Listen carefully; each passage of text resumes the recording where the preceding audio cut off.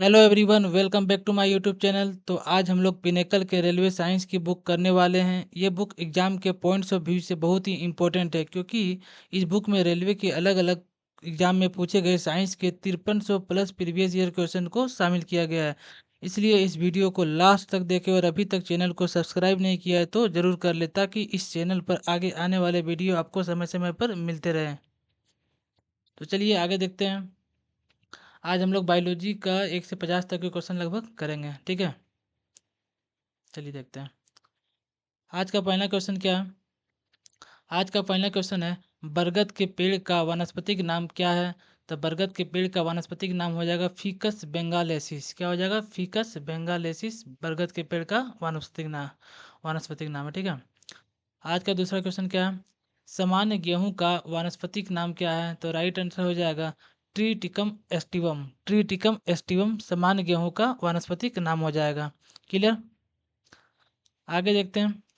Homo sapiens शब्द किसने दिया था। तो होमोसेपियंस शब्द किसने दिया था? सी लिनियस, यानी कार्ल लिनियस ने होमोसेपियंस शब्द दिया था, ठीक है। डार्विन के बारे में क्या है, प्राकृतिक चयन का सिद्धांत किसने दिया था? डार्विन ने दिया था। और एक बात और, सी लिनियस को आधुनिक वर्गीकरण का जनक कहा जाता है, ठीक है। आधुनिक वर्गीकरण का जनक सी लिनियस को कहा जाता है। डार्विन हो गया आपका प्राकृतिक चयन का सिद्धांत। जी जे मेंडल, ग्रेगर मेंडल को क्या आनुवांशिक का जनक कहा जाता है। क्लियर है। आगे देखते हैं। राना टिग्रीना किस जानवर का वैज्ञानिक नाम है। तो राइट आंसर हो जाएगा मेंढक। मेंढक का वैज्ञानिक नाम क्या है? राना टिग्रीना, ठीक है। अगला क्वेश्चन है, ब्यूटिया मोनोस्पर्मा किस पौधे का वानस्पतिक नाम है, जो मूलतः भारतीय उपमहाद्वीप का है। तो ब्यूटिया मोनोस्पर्मा प्लास के पौधे का वानस्पतिक नाम है। क्लियर है।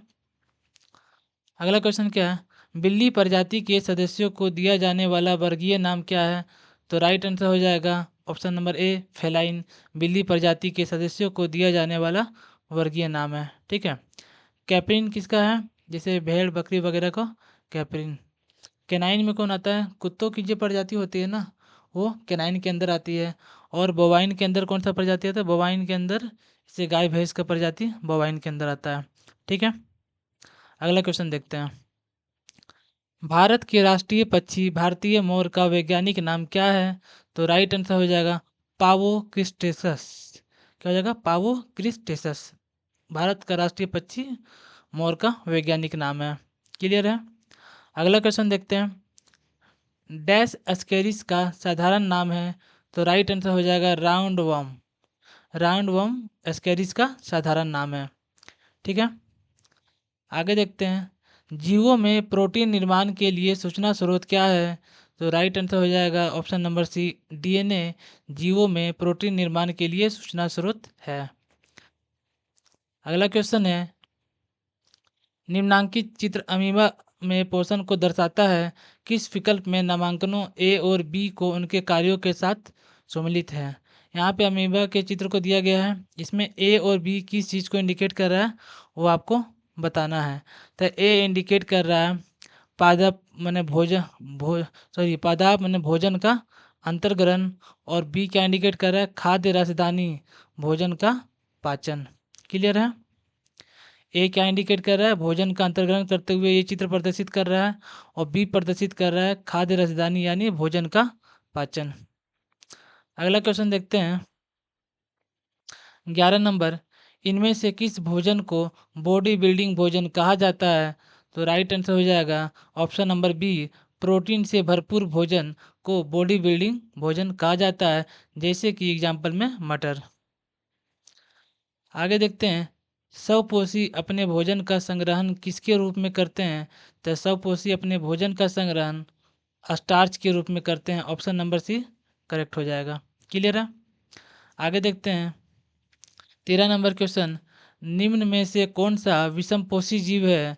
तो राइट आंसर हो जाएगा विषमपोषी जीव है बाघ। इसमें से बाकी शैवाल घास नीम का पेड़ क्या स्वपोषी जीव है। अगला क्वेश्चन क्या है। 14 नंबर, निम्न में से कौन सा वृद्धि ग्रोथ के लिए आवश्यक प्रोटीन प्रदान करता है।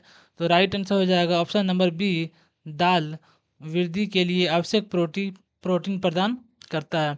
क्लियर है। अगला क्वेश्चन देखते हैं। 15 नंबर क्या है? निम्न में से कौन सा अपने आप में एक संतुलित आहार है? तो राइट आंसर हो जाएगा ऑप्शन नंबर बी, मिल्क यानी दूध अपने आप में एक संतुलित आहार है, क्योंकि इसमें कार्बोहाइड्रेट, वसा, प्रोटीन, मिनरल्स ये सभी इसमें पाया जाता है। अगला क्वेश्चन क्या है? नीचे सूचीबद्ध खाद्य पदार्थों में से विटामिन सी का सबसे प्रचुर स्रोत कौन सा है? तो विटामिन सी का सबसे प्रचुर स्रोत खट्टे फल है, यानी ऑप्शन नंबर बी बिल्कुल करेक्ट आंसर है। अगला क्वेश्चन क्या है? निम्न में से कौन सा आहार घटक प्रति ग्राम मनुष्यों में उच्चतम ऊर्जा प्रदान करता है? राइट आंसर हो जाएगा वसा सबसे ज़्यादा उच्चतम ऊर्जा प्रदान करता है, लगभग 9 कैलोरी के लगभग में। प्रोटीन और कार्बोहाइड्रेट लगभग 4 कैलोरी ऊर्जा प्रदान करता है, यानी वसा में जो कैलोरी होते हैं वो प्रोटीन और कार्बोहाइड्रेट की तुलना में 2 गुना के बराबर होता है। अगला क्वेश्चन क्या है? 18 नंबर। साइनोकोबालामिन डैश विटामिन का मानव निर्मित रूप है? तो राइट आंसर हो जाएगा B12, ऑप्शन नंबर सी बिल्कुल करेक्ट है। अगला क्वेश्चन क्या है? डैश के 3 सक्रिय रूप है, इनमें से कौन सा विटामिन है जिसके 3 सक्रिय रूप है? हिंदी में क्वेश्चन थोड़ा अधूरा है, इसलिए इंग्लिश में देखते हैं। रेटिनल, रेटिनॉल और रेटिनोइक एसिड। ठीक है, तो इसका राइट आंसर हो जाएगा विटामिन ए। विटामिन ए के 3 सक्रिय रूप हैं, retinal, retinol and retinoic acid, इसीलिए ऑप्शन नंबर बी बिल्कुल करेक्ट हो जाएगा। अगला क्वेश्चन देखते हैं। E300 का समान नाम क्या है? तो option number D vitamin C हो जाएगा करेक्ट। E300 का समान नाम हो जाएगा। क्लियर है? आगे देखते हैं। 21 नंबर क्वेश्चन में क्या बोल रहा है? मृत पोषी पोषण क्या है? आपको बताना है इसमें से कि मृत पोषी पोषण क्या है। पहला ऑप्शन क्या है? जीव अपने भोजन मृत और क्षयकारी पदार्थ से प्राप्त करता है, बिल्कुल करेक्ट हो जाएगा। मृत पोषी पोषण में क्या होता है? जीव अपना भोजन मृत और क्षयकारी पदार्थ से प्राप्त करता है। क्लियर? आगे देखते हैं। 22 नंबर क्वेश्चन। निम्नलिखित में से कौन सा सूक्ष्म पोषक तत्व थायराइड ग्रंथि के लिए सामान्य कार्य प्रणाली के लिए आवश्यक है? तो ऑप्शन नंबर सी आयोडीन इसका राइट आंसर हो जाएगा। मतलब आयोडीन एक सूक्ष्म पोषक तत्व है जो थायराइड ग्रंथि के सामान्य कार्य प्रणाली के लिए आवश्यक है। आगे देखते हैं। 23 नंबर क्वेश्चन में क्या बोला गया? कोबाल्ट किस विटामिन में पाया जाता है? तो option number C vitamin B12। ठीक है, कोबाल्ट किस विटामिन में पाया जाता है? तो B12 में पाया जाता है। आगे देखते हैं। 24 नंबर क्वेश्चन। शरीर में जिस प्रकार का पोषण मृत और सड़ने वाले पदार्थों से घोल के रूप में पोषक तत्वों को ग्रहण करता है, उसका नाम बताइए। यानी कौन सा ऐसा जीव है इसका पोषण तत्व मृत और सड़े गले पदार्थ हैं? तो राइट आंसर हो जाएगा ऑप्शन नंबर डी मृतोपजीवी पोषण, इसका बिल्कुल करेक्ट आंसर हो जाएगा। क्लियर है? आगे देखते हैं। 25 नंबर क्वेश्चन। ग्लाइकोजन शरीर में डैश का भंडारण रूप है? तो ग्लाइकोजन शरीर में किसका भंडारण रूप है? तो ऑप्शन नंबर सी कार्बोहाइड्रेट का भंडारण रूप है ग्लाइकोजन। क्लियर? आगे देखते हैं। अगला क्वेश्चन। क्वेश्चन नंबर 26 में क्या है? केसिन एक प्रोटीन है जो पाया जाता है, कहाँ पाया जाता है केसिन? तो दूध में पाया जाता है। केसिन एक प्रकार का प्रोटीन है जो दूध में पाया जाता है। अगला क्वेश्चन देखिए। इनमें से कौन सा कथन सत्य नहीं है, आपको बताना है। मतलब कौन सा कथन इसमें से गलत है। पहला ऑप्शन क्या है? प्रोटीन निम्न ताप पर निष्क्रिय होते हैं।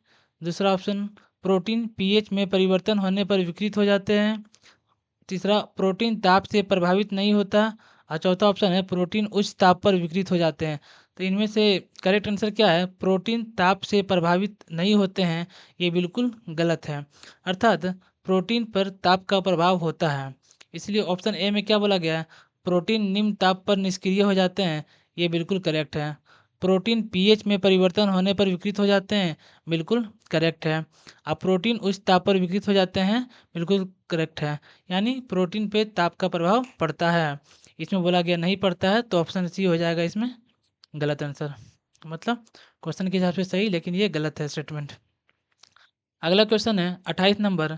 कौन सा पोषक तत्व भंजन के पश्चात अधिकतम ऊर्जा प्रदान करता है? तो राइट आंसर हो जाएगा ऑप्शन नंबर सी यानी वसा अधिकतम ऊर्जा प्रदान करता है।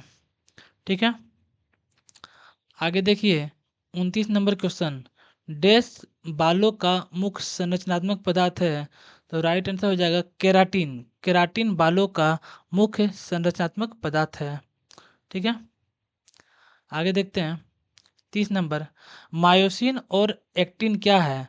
तो मायोसिन और एक्टिन एक प्रकार का मांसपेशीय प्रोटीन है। क्या है? मांसपेशीय प्रोटीन एक प्रकार का है मायोसिन और एक्टिन।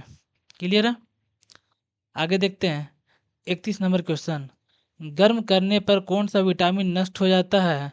तो option number A vitamin B 1 गर्म करने पर नष्ट हो जाता है। एक बात आपको और यहाँ ध्यान रखना है कि जल में कौन कौन सा विटामिन पाया जाता है। तो जल में पाया जाता है विटामिन बी और सी। और वसा में कौन कौन सा विटामिन पाया जाता है। तो ए डी ई के, कौन कौन सा, ए डी ई के वसा में पाया जाता है और बी और सी जल में पाया जाता है। यहाँ क्वेश्चन था गर्म करने पर कौन सा विटामिन नष्ट हो जाता है, तो ऑप्शन नंबर ए बी 1 नष्ट हो जाता है। अगला क्वेश्चन क्या है, निम्नलिखित में से कौन सा तत्व प्रोटीन का हिस्सा नहीं है। तो option number A iodine protein का हिस्सा नहीं है। क्लियर, अगला क्वेश्चन देखते हैं, मछली के लीवर ऑयल में डैश प्रचुर मात्रा में पाया जाता है। तो option number B vitamin D और विटामिन ए पाया जाता है मछली के लीवर ऑयल में। क्लियर है, आगे देखते हैं विटामिन के प्राकृतिक रूप से डैश में पाए जाने वाले जीवाणुओं द्वारा निर्मित होता है। तो राइट आंसर हो जाएगा ऑप्शन नंबर डी आंत। ठीक है, आंत में पाए जाने वाले जीवाणुओं द्वारा विटामिन के प्राकृतिक रूप से निर्मित होता है।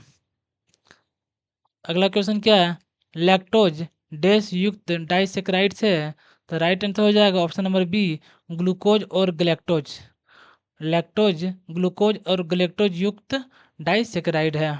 क्लियर, अगला क्वेश्चन क्या है, बीटा कैरोटीन को शरीर द्वारा में परिवर्तित किया जाता है। बीटा कैरोटीन को शरीर द्वारा विटामिन ए में परिवर्तित कर दिया जाता है। क्लियर हो रहा है ये क्वेश्चन कि बीटा कैरोटीन को शरीर द्वारा कौन सी विटामिन में परिवर्तित किया जाता है। तो विटामिन ए में कर दिया जाता है। अगला क्वेश्चन है, डैश हमारे शरीर की कोशिकाओं में उपस्थित ऑक्सीजन के साथ संयोजित होकर ऊर्जा प्रदान करता है। तो राइट आंसर है ऑप्शन नंबर बी ग्लूकोज यानी शर्करा हमारे शरीर की कोशिकाओं में उपस्थित ऑक्सीजन के साथ संयोजित होकर ऊर्जा प्रदान करता है। अगला क्वेश्चन क्या है, 38 नंबर, भ्रूण को माँ के रक्त से एक विशेष ऊतक की सहायता से पोषण मिलता है, उस ऊतक को क्या कहते हैं। तो राइट आंसर हो जाएगा ऑप्शन नंबर बी प्लेसेंटा यानी गर्भनाल। गर्भनाल से क्या होता है, भ्रूण को माँ के रक्त से एक विशेष प्रकार का पोषण मिलता है। क्लियर है, आगे देखते हैं 39 नंबर क्वेश्चन, श्वसन की निम्नलिखित में से किस अभिक्रिया में ऑक्सीजन की आवश्यकता होती है। तो राइट आंसर हो जाएगा ऑप्शन नंबर बी पायरुवेट का कार्बन डाइऑक्साइड तथा जल और ऊर्जा में हस्तांतरण। ठीक है, श्वसन के निम्नलिखित में से किस अभिक्रिया में ऑक्सीजन की आवश्यकता होती है। तो पायरुवेट का कार्बन डाइऑक्साइड जल और ऊर्जा में रूपांतरण। अगला क्वेश्चन क्या है, फ्लोएम में भोजन की गति का सही प्रतिनिधित्व कौन सा चित्र बताता है। आपको हो सकता है चित्र यहाँ से ढंग से नहीं दिख रहा होगा लेकिन बता दे रहा हूँ। जाइलम और फ्लोएम में क्या होता है, जाइलम की जो गति होती है एक दिशीय होती है। जाइलम का काम क्या होता है, वो जल का परिवहन करता है और वो जल को जड़ से लेकर पत्तियों तक पहुँचाता है। ये इसकी गति एक दिशीय होती है, लेकिन फ्लोएम की गति एक दिशीय नहीं होती है। ठीक है, क्योंकि फ्लोएम क्या करता है, भोजन बनने के बाद क्या करता है, पौधों के विभिन्न भागों में अलग अलग भागों में पहुंचाता है। तो इसमें से एरो जो दिया हुआ ना फर्स्ट वाला ऑप्शन ए में, सारा एरो इसमें क्या किधर है, ऐसा आ रहा है, नीचे की साइड आ रहा है। ठीक है, मतलब ये क्या हो रहा है, एक दिशीय गति को बता रहा है। ये काम किसका है, जाइलम का है। इसमें किसी प्रकार का बी नंबर में एरो है ही नहीं। और सी नंबर में क्या है, एरो क्या है, पौधे के विभिन्न भागों में है। मतलब फ्लोएम की गति क्या है, द्विदिशीय है, मतलब एक गति नहीं है, अलग अलग भागों में पौधों के ये जाता है। तो राइट आंसर क्या हो जाएगा, ऑप्शन नंबर सी हो जाएगा। ठीक है, इससे रिलेटेड अभी एक आगे एक और क्वेश्चन है, वो यहाँ भी बताऊँगा क्लियर से। आगे क्या है, 41 नंबर क्वेश्चन, निम्नलिखित में से कौन सा पौधों में संग्रहित कार्बोहाइड्रेट है। तो राइट आंसर हो जाएगा ऑप्शन नंबर डी स्टार्च पौधों में संग्रहित कार्बोहाइड्रेट है, स्टोरेज। अगला क्वेश्चन क्या है 42 नंबर, रंगहीन लवक कलरलेस प्लास्टिड को क्या कहा जाता है? तो राइट आंसर है ऑप्शन नंबर ए, ल्यूकोप्लास्टिड कहा जाता है। रंगहीन लवक को ल्यूकोप्लास्टिड कहा जाता है। क्लियर है? आगे देखते हैं 43 नंबर क्वेश्चन, एक पादप कोशिका में डैश की मात्रा संचलन को सुविधाजनक बनाने के लिए इसकी संरचना को बदल देता है। तो राइट आंसर हो जाएगा ऑप्शन नंबर ए, जल। मतलब एक पादप कोशिका में जल की मात्रा संचलन को सुविधाजनक बनाने के लिए इसकी संरचना को बदल देती है। अगला क्वेश्चन क्या है 44 नंबर, निम्नलिखित में से किस खाद्य पदार्थ में आयरन प्रचुर मात्रा में पाया जाता है? तो राइट आंसर हो जाएगा ऑप्शन नंबर बी, गुड़। जेगरी में खाद्य पदार्थ में आयरन प्रचुर मात्रा में पाया जाता है। क्लियर है? अगला क्वेश्चन क्या है 45 नंबर, पौधों में परिवहन की कुछ विशेषताओं का उल्लेख नीचे दिया गया है, कौन सा विकल्प गलत है आपको वो बताना है। पहला ऑप्शन क्या है, वाहिकाएं और वाहिनिकाएं मृत कोशिकाएं होती है और चालनिक नलिकाएं जीवित कोशिकाएं होती है। ये क्या है, बिल्कुल करेक्ट है। मतलब वेसल्स और ट्रेकियाट्स जो एक तरफ का डेड सेल है और सीप्स ट्यूब जो एक तरह का लिविंग सेल है। दूसरा ऑप्शन क्या है, जल और भोजन दोनों की गति द्विदिशीय है। तो यहाँ पे ये गलत है। अभी मैंने जस्ट पीछे बताया जल को कैरी कौन करता है, जाइलेम करता है, और इसकी गति कैसी है, एक दिशीय है। मतलब जड़ से ये जल को लेके पत्तियों तक पहुँचाता है। लेकिन भोजन को कैरी कौन करता है, फ्लोएम करता है, और इसकी गति कैसी है, द्विदिशीय है। तो जाइल और भोजन दोनों द्विदिशीय है, तो ये बिल्कुल गलत है। ठीक है, मतलब ऑप्शन के अनुसार ये करेक्ट आंसर है, लेकिन ये स्टेटमेंट गलत है। तीसरा ऑप्शन क्या है, जाइलम जाइलम जल का परिवहन करता है और फ्लोएम भोजन का परिवहन करता है, तो बिल्कुल करेक्ट है। ऑप्शन नंबर डी क्या बोल रहा है, जल की गति साधारण भौतिक बलों द्वारा होती है, भोजन की गति के लिए ऊर्जा की आवश्यकता होती है। तो ये भी आपका सही स्टेटमेंट है। क्लियर है? अगला क्वेश्चन क्या है 46 नंबर, पौधों को ऊर्जा की कम आवश्यकता क्यों होती है? क्योंकि उनमें अत्यधिक मृत कोशिकाएं पाई जाती है। ठीक है, और भी क्या रीजन है कि पौधे में किसी तरह का मूवमेंट मतलब गति नहीं होता है, इसलिए पौधों को कम ऊर्जा की आवश्यकता होती है। ऑप्शन के अनुसार यहाँ पे उनमें अत्यधिक मृत कोशिकाएं पाई जाती है, इसलिए उसे कम ऊर्जा की आवश्यकता होती है। अगला क्वेश्चन क्या है, स्वपोषी पोषण के लिए निम्न में से किसकी आवश्यकता नहीं होती है? तो राइट आंसर हो जाएगा ऑक्सीजन की आवश्यकता नहीं होती है। ऑक्सीजन तो उसका उत्पाद होता है। स्वपोषी पोषण के लिए यानी प्रकाश संश्लेषण के लिए क्लोरोफिल, कार्बन डाइऑक्साइड, प्रकाश की जरूरत होता है, लेकिन ऑक्सीजन का आवश्यकता नहीं होता है। ऑक्सीजन एक तरह का इसका उत्पाद होता है। अगला क्वेश्चन क्या है, पौधों में श्वसन के संबंध में गलत कथन को आपको चूज करना है। पौधे रंध्रों द्वारा गैसों का विनिमय करता है, ये करेक्ट आंसर है। बी नंबर में क्या बोला गया है, कार्बन डाइऑक्साइड दिन के समय के दौरान वायुमंडल में मिश्रित हो जाती है, तो ये बिल्कुल गलत आंसर है। मतलब स्टेटमेंट ये गलत है, क्योंकि दिन के समय प्रकाश संश्लेषण की जो प्रक्रिया होती है बहुत ही तेज होती है, और उस टाइम कार्बन डाइऑक्साइड का यूज प्रकाश संश्लेषण के लिए किया जाता है। लेकिन ऑप्शन में बोल रहा है कि दिन के समय कार्बन डाइऑक्साइड को एटमॉस्फेयर में जोड़ मिला दिया जाता है, तो बिल्कुल नहीं, पेड़ पौधे इसका यूज करते हैं, तो ये स्टेटमेंट गलत है। ठीक है, अगला ऑप्शन क्या है, ये स्टेटमेंट गलत है, लेकिन ऑप्शन के अनुसार ये करेक्ट आंसर है। बड़े अंतरकोशिकीय स्थानों के कारण कोशिकाएं वायु के संपर्क में होती है, ये स्टेटमेंट सही है। विसरण द्वारा ऑक्सीजन और कार्बन डाइऑक्साइड का विनिमय होता है, तो यह भी ऑप्शन बिल्कुल करेक्ट है। आगे देखते हैं 49 नंबर क्वेश्चन में क्या बोला गया है, निम्न में से गलत कथन का चयन कीजिए। पहला ऑप्शन क्या है, वाष्पोत्सर्जन वह क्रियाविधि है जिसके द्वारा पौधे अतिरिक्त जल को निकाल देते हैं, तो ये स्टेटमेंट सही है। अगला क्या है, पौधों से निकलने वाले कई अपशिष्ट उत्पाद तारक केंद्र में जमा होता है, तो ये स्टेटमेंट गलत है। ऑप्शन के अनुसार ये सही है। अगला ऑप्शन क्या है, ऑक्सीजन प्रकाश संश्लेषण का एक उप उत्पाद है, बिल्कुल करेक्ट है। अगला है गोंद पौधों का उत्सर्जी उत्पाद है, तो ये भी सही है। ऑप्शन नंबर ए सी ओ डी स्टेटमेंट सही है। ऑप्शन नंबर बी का जो स्टेटमेंट है वो गलत है। 49 नंबर क्वेश्चन के अनुसार ये राइट आंसर है। क्लियर है? अगला क्वेश्चन क्या है, पत्तियों से पौधे के अन्य ऊतकों तक प्रकाश संश्लेषण के विलेय उत्पादों और अन्य पदार्थों के परिवहन की प्रक्रिया क्या कहलाती है? तो राइट आंसर हो जाएगा स्थानांतरण। यानी पत्तों से पौधों के अन्य ऊतकों तक प्रकाश संश्लेषण के विलेय उत्पादों और अन्य पदार्थों के परिवहन की प्रक्रिया को हम लोग स्थानांतरण कहते हैं। तो ये रहा आज का 1 से 50 तक का क्वेश्चन कंप्लीट हो गया। अगर ये वीडियो आपको पसंद आया है तो वीडियो को लाइक ज़रूर करें और चैनल को सब्सक्राइब करना तो बिल्कुल ना भूलें। Thank you.